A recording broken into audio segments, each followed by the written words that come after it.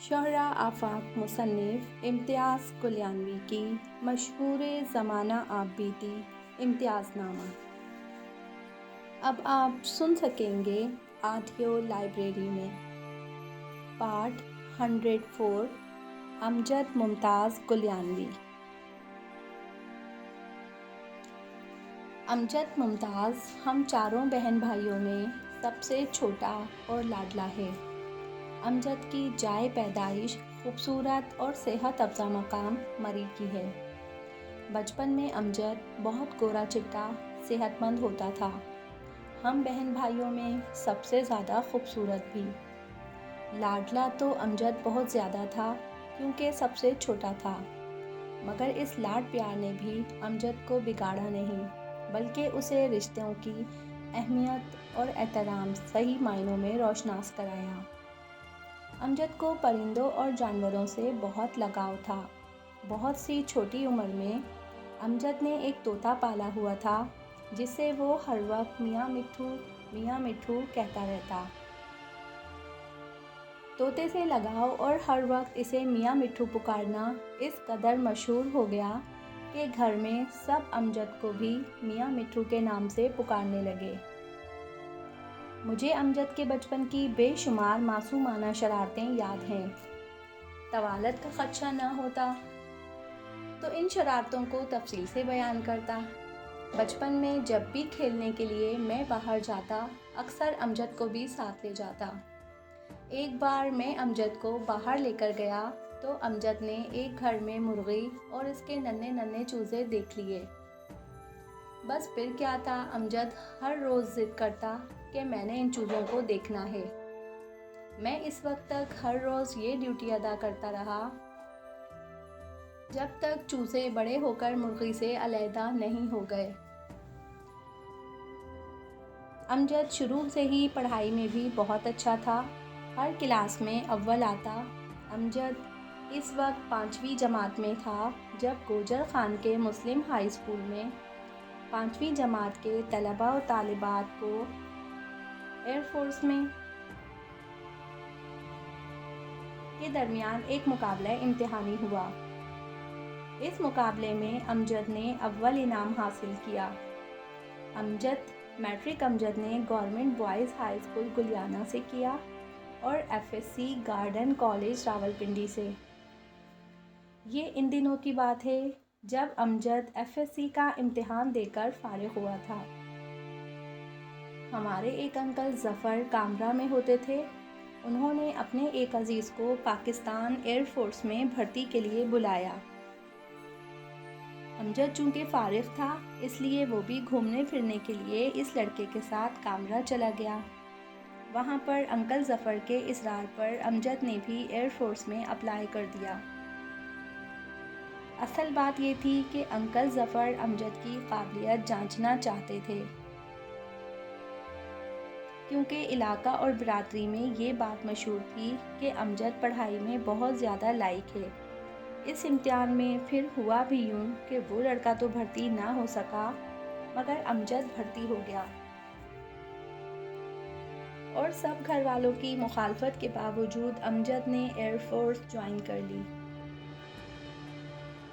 دوران ملازمت ہی امجد نے BA اور MA کے امتحانات امتیازی نمبروں سے پاس کیے اور اپریل 2005 میں امجد ممتاز کی شادی اپنی خالہ زاد گلناز سے ہوئی۔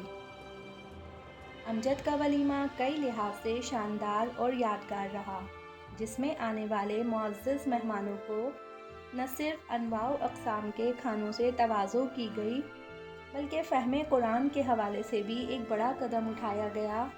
امجد کی شادی کی تیاریوں میں ایک تیاری یہ بھی کی گئی کہ قرآن مجید کو صرف اردو زبان میں چھپوا کر ولیمے میں آنے والے معزز مہمانوں میں تحفتاً تقسیم کیا گیا۔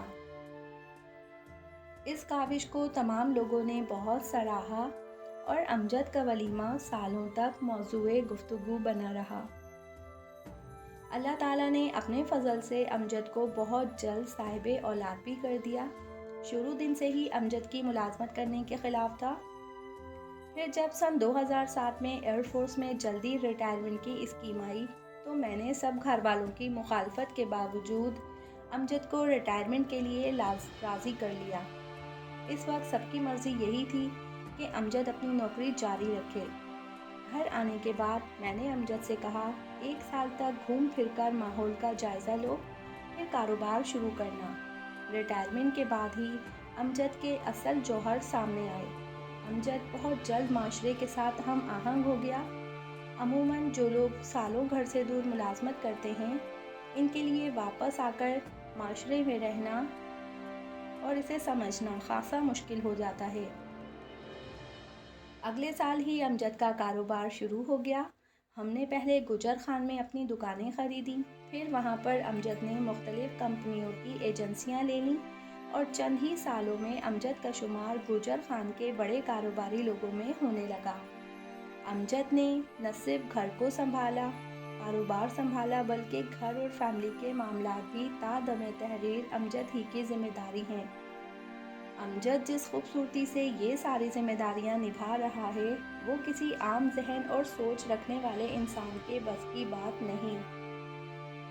اس کے علاوہ امجد نے معاشرے کا ایک اہم فرد ہونے کا ثبوت دیتے ہوئے بہت سے سماجی اور فلاحی کام بھی شروع کر رکھے ہیں، جن میں سے بعض کے بارے میں عوام الناس کو آگاہی ہے اور بعض اللہ کی رضا کی خاطر پوشیدہ رکھے گئے ہیں تاکہ کسی کی عزت نفس مجروح نہ ہو۔ سیاسی میدان میں بھی امجد ماشاء اللہ سے ایک بڑا نام بن چکا ہے جسے نظر انداز کرنا مشکل ہے۔ بھائی تو ویسے بھی اللہ تعالیٰ کی نعمت ہوتے ہیں، بھائی بازو بنتے ہیں، مشکل وقت میں ساتھ کھڑے ہوتے ہیں، اور اگر آپ پر اللہ تعالیٰ کا فضل خاص ہے تو پھر وہ آپ کو امجد گلیانوی جیسا بھائی عطا کرتا ہے، جس میں اوپر بیان کی گئی خوبیوں کے علاوہ اور بھی بے شمار ایسی خوبیاں ہیں جنہیں شمار کرنا شاید ممکن نہیں۔ زندگی میں کئی دفعہ انتہائی مشکل وقت بھی آیا، مگر میں نے امجد کو ہمیشہ چٹان کی طرح ڈٹا ہوا اور حوصلہ مند ہی پایا۔ وہ جو اقبال کا شعر ہے، ہو حلقہ یاراں تو بریشم کی طرح نر، رزق حق و باطل ہو تو فولاد ہے مومن۔ امجد بالکل ویسا ہی ہے۔ خاندان فیملی کے لیے انتہائی نرم خو، صلح جو، بڑوں کی ہر بات سر جھکا کر سننے والا، مگر مخالفین کے سامنے سینہ تان کر کھڑا ہونے والا۔ حدیث مبارک صلی اللہ علیہ وآلہ وسلم ہے کہ والدین کے چہرے کو محبت سے دیکھنے کا ثواب ایک مقبول عمرے کے برابر ہے۔ امجد ممتاز گلیانوی اس لحاظ سے بھی خوش قسمت ہے کہ وہ جب چاہے جتنے چاہے عمروں کا ثواب حاصل کر سکتا ہے، کیونکہ امجد پاکستان میں اپنے والدین کے ساتھ رہتا ہے۔ امجد کی بہت سی خوبیوں میں سے ایک خوبی یہ بھی ہے کہ وہ رشتے نبھانا اچھی طرح جانتا ہے، اور اللہ تعالیٰ نے اس پر خاص فضل یہ کیا ہے کہ امجد کو رشتے نبھانے کی نہ صرف سمجھ دی ہے بلکہ اسے عمل کی توفیق بھی دی ہے۔ اگر میں سچ کہوں تو سچ یہ ہے کہ امجد جیسے انسان صدیوں میں کبھی کبھار ہی پیدا ہوتے ہیں۔ اللہ تعالیٰ کا بڑا فضل ہے کہ ہم دونوں بھائی والدین کے سائے میں آج بھی اکٹھے رہتے ہیں۔ ہم دونوں ایک دوسرے سے بہت محبت کرتے ہیں اور بہت خوش بھی ہیں۔ ہمارے والدین ہم سے خوش اور راضی ہیں، اور وہ ہمارے لیے اور ہماری اولاد محمد عبدالرافع، عبدالمعید، عبدالعدل، حریم فاطمہ اور زینب فاطمہ سے بھی اتنی ہی محبت کرتے ہیں جتنی کہ ہم سے، یا شاید اس سے بھی زیادہ۔ اللہ تعالیٰ سے دعا ہے کہ میرا رب کریم یہ اتحاد و محبت ہمیشہ قائم رکھے، آمین۔ اللہ تعالیٰ امجد ممتاز کو لمبی عمر عطا فرمائے اور اس جیسا بھائی ہر کسی کو عطا فرمائے، آمین۔ پارٹ 105، تیسری ہجرت انگلینڈ۔ کافی سوچ بچار کے بعد میں نے انگلینڈ جا کر رہنے کا فیصلہ کر لیا، جس کی بہت ساری وجوہات میں سے ایک اہم وجہ بچوں کی تعلیم تھی۔ بچوں کی تعلیم کے حوالے سے ہم میاں بیوی پہلے بھی ایک بہت بڑی قربانی دے چکے تھے۔ جب صرف عبدالمعید کی تعلیم کے لیے بیگم بچوں کے ساتھ اٹلی سے دوبارہ پاکستان چلی گئی تھیں وہ بھی صرف ایک مشکل ترین فیصلہ تھا جو ہم میاں بیوی نے کافی سوچ بچار کے بعد لیا تھا، کیونکہ اٹلی میں ساری تعلیم صرف اٹالین زبان میں تھی اور میرا خیال تھا کہ دنیا کے جس خطے سے ہمارا تعلق ہے وہاں اس تعلیم کا کوئی فائدہ نہیں۔ بہرحال انگلینڈ جاتے ہوئے پھر بھی دل اداس تھا۔ پاکستان سے نکلے ہوئے 16 سال ہو چکے تھے۔ ان 16 سالوں میں پلوں کے نیچے سے بہت سارا پانی بہہ چکا تھا اور اب اٹلی میں بھی کام کاج کے حالات کافی خراب تھے۔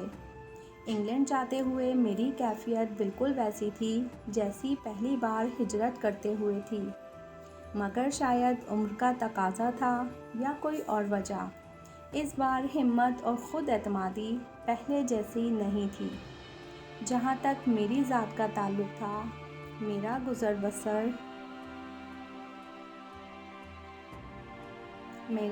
گزارا تو میرے اٹلی والے مکانوں کے کرائے سے بھی ہو سکتا تھا، مگر میری خوددار طبیعت اس بات پر راضی نہ تھی کہ میں ہاتھ پر ہاتھ رکھ کر بیٹھ جاؤں، حالانکہ مجھے اچھی طرح پتہ تھا کہ اس عمر میں انگلینڈ جیسا ملک میرے لیے پھولوں کی صید ثابت نہیں ہوگا۔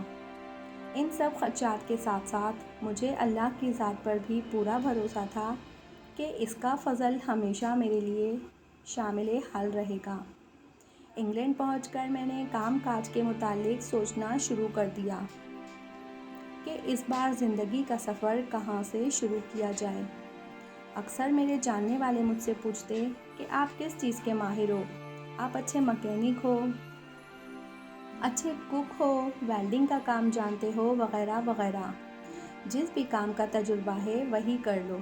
میں مسکرا کر ان کے چہروں کی طرف دیکھتا اور خاموش ہو جاتا، کیونکہ بعض سوالوں کے جواب میں خاموشی ہی بہتر ہوتی ہے۔ اب میں انہیں کیا بتاتا کہ میری پچھلی زندگی کس طرح گزری ہے۔ دوستوں سے مشورہ کرنے کے بعد یہی پروگرام بنا کہ میں ٹیکسی چلانے کا کام شروع کر لیتا ہوں، مگر ٹیکسی کا لائسنس لینا بھی میرے جیسے نئے بندے کے لیے جوئے شیر لانے کے مترادف تھا، کیونکہ ٹیکسی کا لائسنس اس بندے کو مل سکتا تھا جس کو ارد گرد کے علاقے کی اچھی طرح واقفیت ہو اور اسے بہت اچھی ڈرائیونگ بھی آتی ہو۔ مجھے تو ابھی تک یہ بھی نہیں پتہ تھا کہ جس روڈ پر میری رہائش ہے اس کا کیا نام ہے، مگر کہیں نہ کہیں سے تو شروع کرنا ہی تھا، سو کر لیا۔ پلان کے مطابق اگلے دن ہی ایک سستی سی گاڑی خریدی اور میں گاڑی چلانے کی مشق کرنے لگا۔ اٹلی میں گاڑیاں بائیں طرف چلتی ہیں، جبکہ انگلینڈ میں دائیں طرف، جیسے کہ پاکستان میں چلتی ہیں۔ اس دائیں بائیں کے چکر میں مجھے اچھی خاصی مشکل پیش آ رہی تھی، خاص کر جب گاڑی سامنے سے آ رہی ہوتی تو مجھے یاد نہیں رہتا کہ میں نے اپنی گاڑی دائیں طرف کرنی ہے یا بائیں طرف۔ سوئنڈن میں ویسے بھی راؤنڈ اباؤٹ بہت زیادہ تھے اور مجھے کچھ سمجھ نہیں آتی تھی کہ راؤنڈ اباؤٹ میں داخل ہو کر کس لائن سے باہر نکلنا ہے۔ ایک دن میں اپنے ایک جاننے والے کو ساتھ بٹھا کر ڈرائیونگ کے لیے نکلا تاکہ وہ میری رہنمائی کرتا رہے۔ ابھی ہم نے چند میل ہی گاڑی چلائی ہوگی کہ وہ لڑکا کہنے لگا، سر جی گاڑی موڑیں اور واپس گھر چلیں۔ میں نے پوچھا کیوں، کیا ہوا؟ تو بولا جلدی گھر چلیں، وہاں جا کر بتاتا ہوں۔ گھر پہنچ کر جب باقی ساتھیوں نے پوچھا کہ آپ لوگ اتنی جلدی کیوں واپس آ گئے، تو وہ لڑکا طنزیہ انداز میں بولا، جناب ہر بار غلط لائن میں گھس جاتے تھے، ان کے ساتھ گاڑی میں بیٹھنا تو گویا میری موت ہے۔ مجھے غصہ بھی آیا اور شرمندگی بھی ہوئی، کیونکہ سب لڑکوں نے میری ٹیکسی لائسنس کے بارے میں ہی باتیں کرنا شروع کر دیں اور ساتھ ہی یہ بھی بتانے لگے کہ فلاں بندہ 10 سال سے ٹیکسی لائسنس حاصل کرنے کی کوشش کر رہا ہے، فلاں بندہ 25 بار ٹیسٹ دے چکا ہے، آپ نئے ہیں، نہ آپ کی ڈرائیونگ میں روانی ہے، نہ آپ کو روڈز اور علاقے کے بارے میں کوئی معلومات ہے، آپ لائسنس کیسے حاصل کریں گے؟ میں نے ان سب کی طرف دیکھا اور کھڑے ہو کر کہا، اگر میرے اللہ کا فضل شامل حال رہا تو میں 4 ماہ کے اندر آپ سب کو ٹیکسی کا لائسنس دے کر دکھاؤں گا۔ آج کی تاریخ آپ لوگ نوٹ کر لیں۔ سب لڑکوں نے طنزیہ نگاہوں سے میری طرف دیکھا اور مسکرا کر کہنے لگے، دیکھتے ہیں جناب۔ اگلے دن صبح اٹھ کر میں نے گاڑی اکیلے ہی نکالنے کا فیصلہ کیا۔ گو کہ یہ ایک مشکل اور خطرناک فیصلہ تھا، مگر اس کے علاوہ میرے پاس کوئی چارہ نہیں تھا۔ گاڑی نکالنے سے پہلے میں نے غسل کیا، 2 رکعت نماز صلاۃ التوبہ پڑھ کر اپنے گناہوں کی معافی مانگی اور 2 رکعت نماز صلاۃ الحاجات پڑھ کر اللہ تعالیٰ سے اس کا رحم، فضل اور کرم مانگا۔ گاڑی میں بیٹھتے وقت میرے خیالات اور جذبات بالکل ایک سپاہی جیسے تھے جو جنگ کی شدت کے دوران اگلے مورچوں پر جا رہا ہو۔ یہ اللہ تعالیٰ کا فضل کے علاوہ اور کیا ہو سکتا تھا کہ آج گاڑی چلاتے ہوئے نہ تو میں گھبراہٹ محسوس کر رہا تھا اور نہ ہی کنفیوز ہو رہا تھا۔ راؤنڈ اباؤٹ کے پاس جا کر میں نے ایک مناسب جگہ پر گاڑی کھڑی کی اور غور کرنے لگا کہ مخالف سمت سے آنے والی گاڑیاں کس راؤنڈ اباؤٹ میں داخل ہوتی ہیں اور کس طریقے سے نکلتی ہیں۔ تھوڑی دیر غور کرنے کے بعد مجھے لائنوں کی یہ تقسیم بھی سمجھ میں آ گئی۔ اس دن 5 گھنٹے گاڑی چلانے کے بعد جب میں واپس اپنی رہائش گاہ پر گیا تو میری ڈرائیونگ میں زمین آسمان کا فرق پڑ چکا تھا۔ میں اسے اپنے رب کا فضل ہی کہوں گا، کیونکہ میں نے 3 ماہ کے اندر ٹیکسی کا لائسنس حاصل کر لیا۔ میں ٹیکسی کا لائسنس ملنے کے بارے میں جس بندے کو بھی بتاتا، کوئی بھی میری بات کا یقین نہ کرتا۔ پھر اگلے کئی سال تک میں ٹیکسی کا کام کرتا رہا۔ گو یہ کام مجھے زیادہ پسند نہ تھا، مگر یہ آسان اور کافی کاموں سے بہت زیادہ بہتر تھا۔ کام شروع کرنے اور ختم کرنے کے وقت کی کوئی پابندی نہیں تھی۔ جب دل چاہا شروع کیا، جب دل چاہا ختم کر دیا۔ کوئی پوچھنے والا نہیں تھا، نہ کسی کو حساب کتاب دینا تھا، گویا خود ہی اپنے باس تھے۔ 2018 میں میری فیملی انگلینڈ آ گئی۔ عبد المعید کو پہلے لان مینر اسکول میں اور عبد العدل کو گوڈرڈ پارک اسکول میں داخلہ ملا۔ بعد میں احباب کے مشورے سے اور کافی دگ و دو کر کے عبد المعید کا داخلہ سینٹ جوزف کالج اور عبد العدل کا داخلہ ماؤنٹ فورڈ مینر اسکول میں کروا دیا۔ میں اکثر سوچتا ہوں کہ میں اگر انگلینڈ نہ آتا تو مجھے شاہجہاں اور شمیم جیسے مخلص اور پیارے بہن بھائی کہاں سے ملتے۔ یہ گجرانوالہ کی کشمیری فیملی سے ہیں۔ ان کے 2 پیارے پیارے بچے فاطمہ جہاں اور ابراہیم بھی ہیں۔ دونوں اعلیٰ تعلیم یافتہ اور بہت اچھے ہیں۔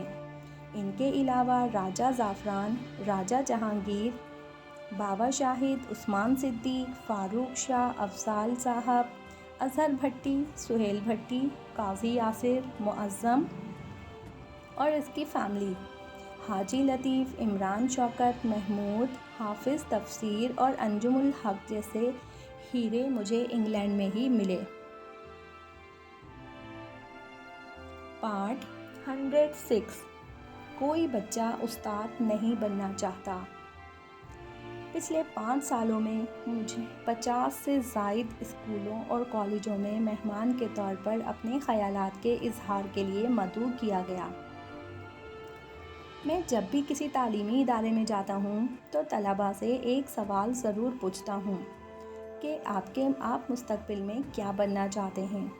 پاکستان میں یہ سوال میں نے سینکڑوں طلباء سے کیا اور جواب میں مجھے doctor, army officer, pilot, engineer, civil service وغیرہ تو سننے کو ملتے رہے، مگر ایک بچے نے بھی یہ جواب نہیں دیا کہ وہ استاد بننا چاہتا ہے۔ میرے لیے بڑی حیران کن بلکہ کسی حد تک تکلیف دہ بھی تھی کہ ایسا کیوں ہے۔ اپنے سوال کے ہاتھوں مجبور ہو کر میں نے اس کا جواب تلاش کرنے کے لیے تحقیق شروع کر دی۔ اللہ کے فضل سے مجھے 3 ممالک کے معاشرے اور سوسائٹی میں سالوں تک رہنے کا موقع ملا اور اس عرصے میں میں عمیق نظری سے ان کے طرز معاشرت کا جائزہ لیتا رہا۔ میں نے زندگی کے ابتدائی 30 سال پاکستان میں گزارے، اگلے 16 سال اٹلی میں اور 6 سال سے زیادہ عرصہ انگلینڈ میں ہو گیا ہے۔ اس لیے میں اس پوزیشن میں تھا کہ اٹلی اور انگلینڈ کے معاشروں کا پاکستانی معاشرے سے تقابلی جائزہ کر کے اپنے سوال کا جواب تلاش کر سکوں، کیونکہ اٹلی اور انگلینڈ میں تعلیم حاصل کرنے والے بچوں سے جب بھی ان کے مستقبل کے ارادے کے بارے میں پوچھا گیا تو بچوں کی ایک مناسب تعداد نے استاد بننے کی خواہش کا بھی اظہار کیا۔ سالوں کی تحقیق کے بعد میں اس نتیجے پر پہنچا ہوں کہ بچوں کے استاد بننے کی خواہش ختم کرنے کے پیچھے ہمارا نظام تعلیم ہی ہے۔ ہمارا نظام تعلیم اس کے علاوہ بھی بے شمار خرابیوں کی جڑ ہے۔ اس وقت معلوم دنیا میں شاید ہی ایسا عجیب و غریب نظام تعلیم رائج ہو جیسا پاکستان میں ہے، بلکہ ایک ہی ملک کے اندر بعض نظام تعلیم تو ایک دوسرے کی ضد ہیں۔ جب دو مختلف درسگاہوں سے تعلیم حاصل کرنے والے بچے ایک ہی معاشرے میں اکٹھے ہوں گے تو ان کا آپس میں ٹکراؤ یقینی سی بات ہے۔ کہنے کو تو پاکستان میں رہنے والے لوگ اسے ایک اسلامی معاشرہ کہتے ہیں، مگر میری نظر میں یہ صرف کہنے کی حد تک ہے، کیونکہ ابتدائے اسلام سے لے کر آج تک تمام مسلمان معاشروں میں ایک پڑھا لکھا آدمی یا ایک عالم دین ایک جیسے ہی سمجھے جاتے ہیں۔ دینی اور دنیاوی عالم میں کوئی فرق نہیں سمجھا جاتا۔ اسلام کے ابتدائی دور میں تو پوری امت کے مدرسوں، اسکولوں اور کالجوں میں ایک نظام تعلیم رائج تھا۔ ان درسگاہوں میں دین اور دنیا کے تمام علوم ایک ساتھ پڑھائے جاتے تھے، بلکہ یہ جو لفظ دین اور دنیا لکھ رہا ہوں، اس لفظ کا بھی کوئی تصور موجود نہیں تھا، بس علم تھا جو کہ طالب علموں نے حاصل کرنا تھا۔ ایسی ہی درسگاہوں نے ابو علی سینا، امام ابو حنیفہ، ابن الہیثم، امام شافعی، عمر خیام، امام مالک اور امام احمد بن حنبل جیسے عظیم انسان تیار کیے۔ پاکستان تباہی اور ترقی نہ کرنے کی بڑی وجوہات میں سے ایک ہمارا نظام تعلیم بھی ہے۔ ہمارا نظام تعلیم ثابت کرتا ہے کہ جس میں رٹا مارنے کی صلاحیت زیادہ ہے وہی زیادہ نمبر لے جائے گا۔ اس نظام تعلیم نے طالب علموں کو لکیر کا فقیر بنا دیا ہے۔ ان سے مکالمہ چھین کر انہیں اندھیروں میں دھکیل دیا ہے۔ اس نظام میں تحقیق گناہ ٹھہری اور تقلید کو امام بنا دیا گیا۔ اس نظام تعلیم نے نہ صرف طالب علموں کا بیڑا غرق کیا بلکہ اساتذہ کو بھی کسی قابل نہ چھوڑا اور وہ بے توقیر ہو کر رہ گئے۔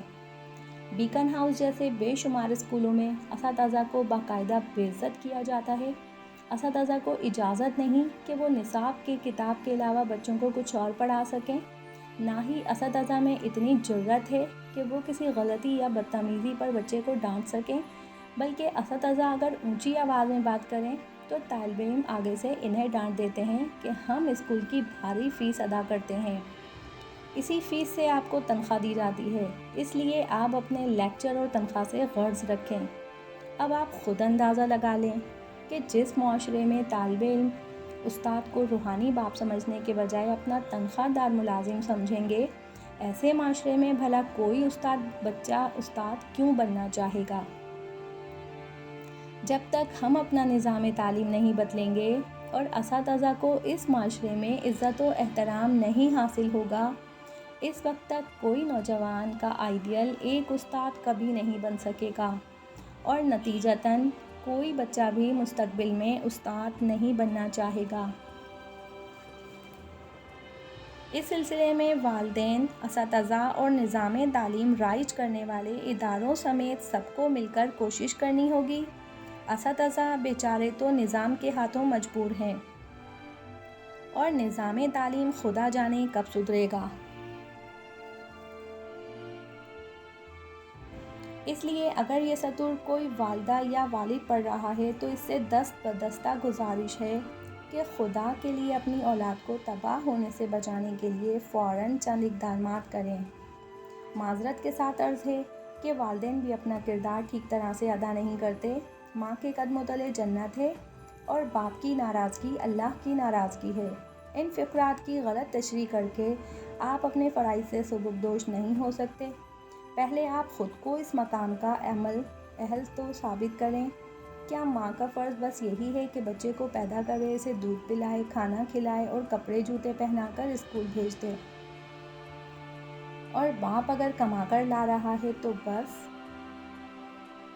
باقی سارے فرائض سے یہ دونوں مستثنیٰ ہو گئے؟ یہ بالکل غلط سوچ ہے۔ ہمارے ہاں احترام کے نام پر والدین اور خاص طور پر والد بچوں کو خود سے دور کر لیتے ہیں، جس کی وجہ سے بچے انہیں اپنے مسائل نہیں بتا سکتے۔ بچپن اور نوجوانی کی عمر میں بچے کئی طرح کے مسائل کا شکار ہوتے ہیں، لیکن انہیں مناسب رہنمائی نہ ملنے کی وجہ سے چھوٹا سا مسئلہ بھی ان کے لیے گھمبیر مسئلہ بن جاتا ہے۔ والدین کا فرض ہے کہ احترام کے دائرے میں رہتے ہوئے بچے سے ایسا تعلق ضرور بنائیں کہ وہ بلا جھجک اپنے خیالات، خدشات اور مشاہدات آپ کے ساتھ ڈسکس کر سکے۔ اگر آپ کا بچہ اس طرح کی باتیں آپ کے علاوہ کسی اور سے ڈسکس کرتا ہے تو اس کا مطلب ہے کہ آپ ایک ناکام والدین ہیں۔ ہمارے ہاں ایک غلط بات یہ بھی ہے کہ اگر نوجوان بچے سے کوئی بات کہنی ہو تو عموماً والدین اس کے دوستوں کے ذریعے اس تک بات پہنچاتے ہیں۔ یہ بھی اس بات کا ثبوت ہے کہ آپ ایک ناکام والدین ہیں اور آپ اپنے بچے سے اتنا تعلق بھی نہیں بنا سکے جتنا بچے کا اپنے دوست کے ساتھ ہے۔ پھر جب بڑھاپے میں بچے آپ سے دور ہو جائیں گے یا آپ سے بات نہیں کریں گے تو گلہ مت کیجیے گا،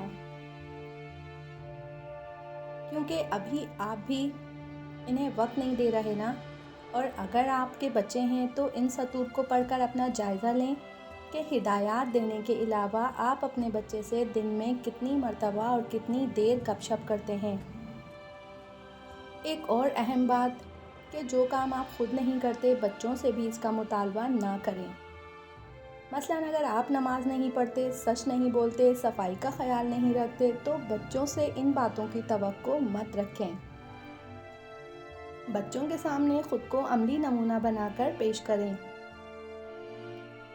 کیونکہ بچوں کا عمل وہ نہیں ہو سکتا جو آپ کہتے ہیں، بچوں کا عمل ہمیشہ وہی ہوگا جو آپ کرتے ہیں۔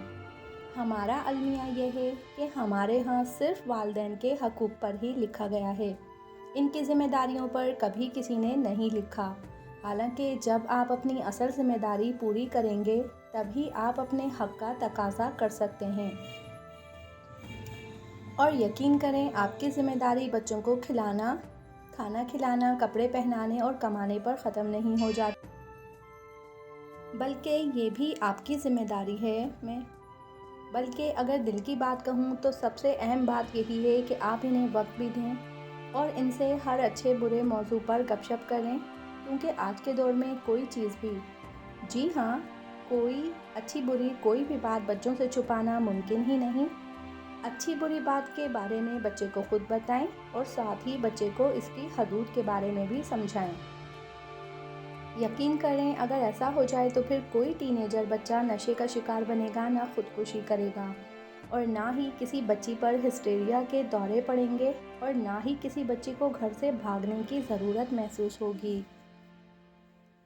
پارٹ 107، چار دیواریں، چھت اور میں۔ ایک دن ہم دوستوں نے لندن کے نواب ہوٹل جانے کا پروگرام بنایا۔ بوفے سسٹم کے تحت اس ہوٹل میں کھانا کھانے کا بڑا مزہ آیا۔ ہوٹل میں اقرار الحسن اور عدنان صدیقی بھی بمائے فیملی موجود تھے، ان سے بھی ملاقات ہوئی۔ واپسی کے سفر میں گاڑی زعفران صاحب چلا رہے تھے، میں حسب معمول فرنٹ سیٹ پر بیٹھا ہوا تھا، جبکہ بابا شاہد، اظہر بھٹی اور جہانگیر صاحب پچھلی سیٹ پر براجمان تھے۔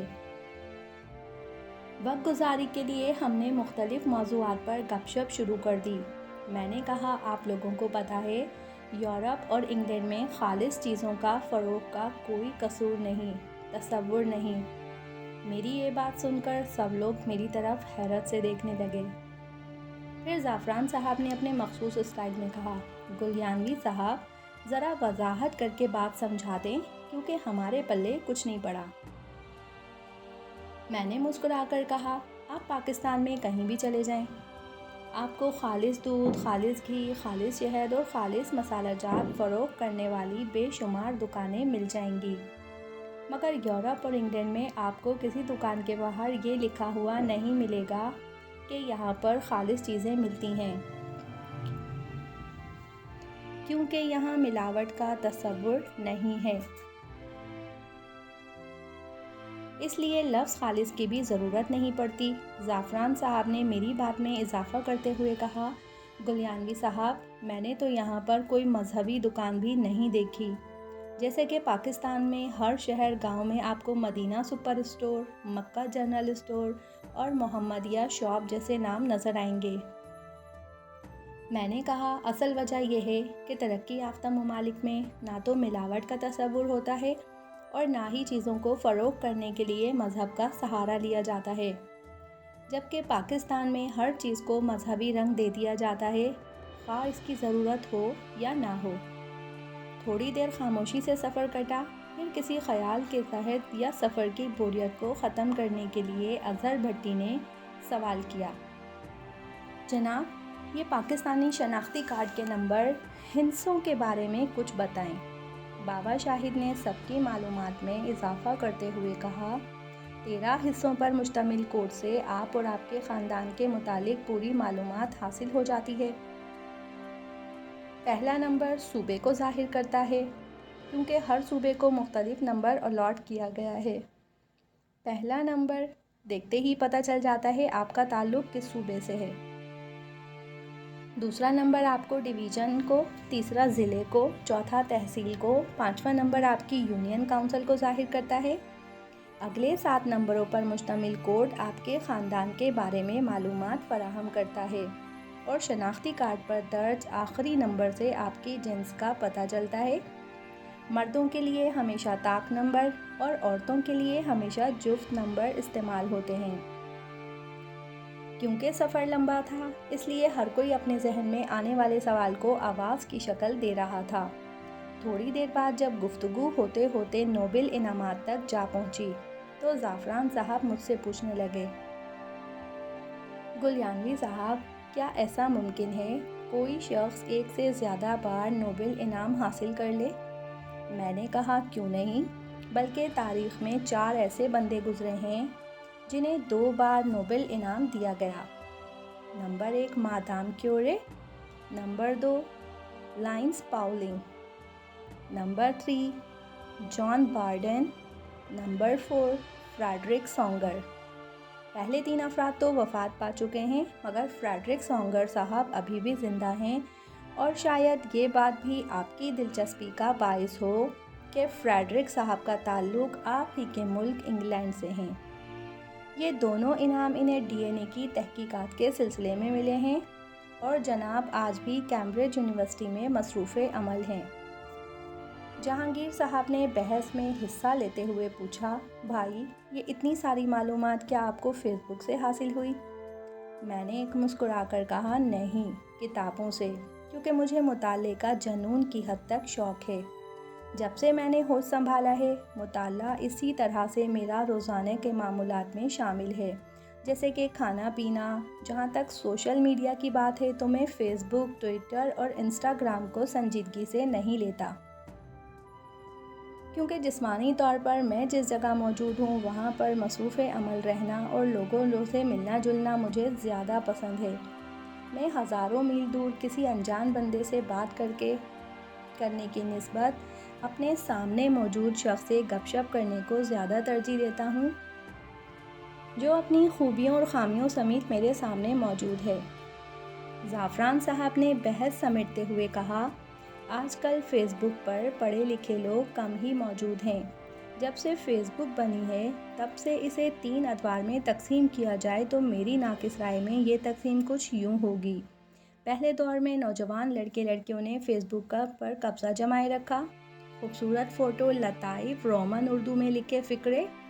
دوسرے دور میں سنجیدہ لوگوں نے فیس بک کا استعمال کیا۔ اس دور میں فیس بک کو اخبار اور کتاب کا متبادل بنانے کی کوشش کی گئی، اور کئی لکھنے والوں نے بڑے اہم اور دقیق موضوعات پر بڑے اعلیٰ پائے کے مضامین لکھے، مگر چند سالوں میں ہی اس طرح کے افراد فیس بک سے غائب ہو گئے۔ تیسرے دور میں فیس بک پر غیر سنجیدہ نوجوان لڑکے لڑکیاں تو موجود ہی ہیں، مگر ان کے ساتھ ساتھ کاروباری حضرات نے بھی فیس بک پر ڈیرا جما لیا ہے۔ کمالیہ کا کھدر، خالص شہد، خشک میوہ جات، الغرض ہر چیز آپ فیس بک سے خرید سکتے ہیں۔ وقت گزاری کے لیے اور بھی مختلف موضوعات پر گپ شپ ہوتی رہی۔ پھر جب ہم لوگ M4 کے موٹر وے سے اتر کر سوئندن کی حدود میں داخل ہونے لگے تو زعفران صاحب مجھ سے پوچھنے لگے، گلیانوی صاحب، آپ کے ساتھ کوئی اور بھی رہتا ہے یا پھر آپ اکیلے ہی رہتے ہیں؟ میں ان دنوں اکیلا ہی رہ رہا تھا، اس وجہ سے طبیعت اکثر اداس بھی ہو جاتی تھی۔ اس لیے میں نے شاعرانہ اور پراسرار انداز میں کہا، 6 لوگ۔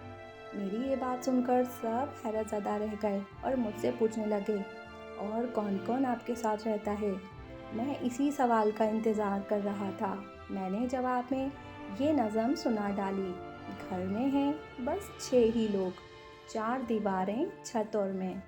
بس جی، پھر کیا تھا، گاڑی میں بیٹھی وہ پوری محفل ہی گل و گلزار بن گئی، اور پھر کئی مہینوں تک میرے ساتھ رہنے والے باقی 5 کا تذکرہ بھی ہونے لگا۔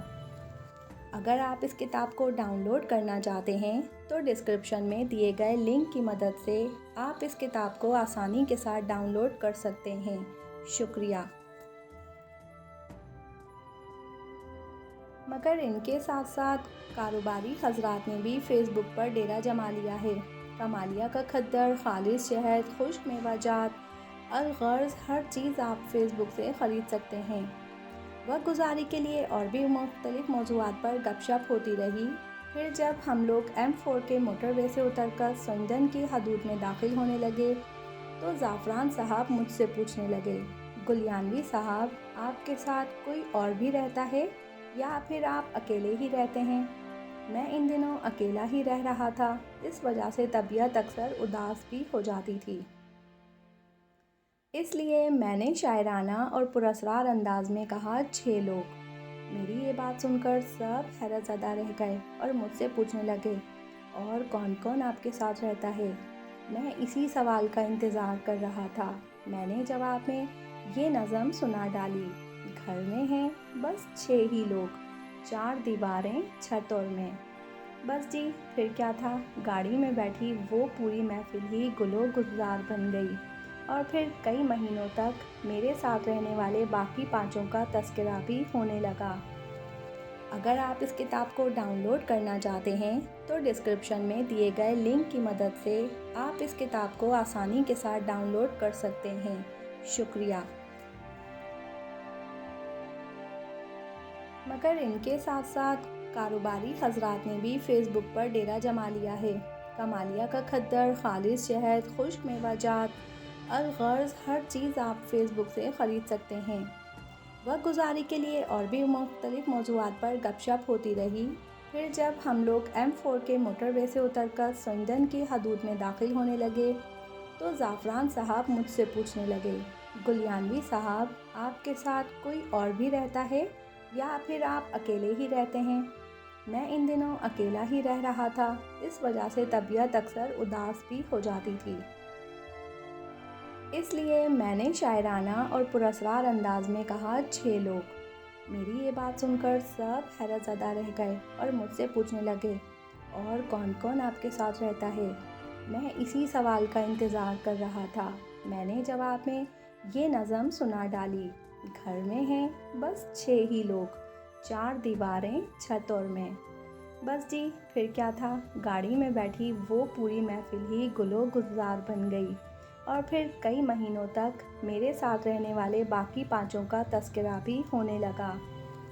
اگر آپ اس کتاب کو ڈاؤن لوڈ کرنا چاہتے ہیں تو ڈسکرپشن میں دیے گئے لنک کی مدد سے آپ اس کتاب کو آسانی کے ساتھ ڈاؤن لوڈ کر سکتے ہیں۔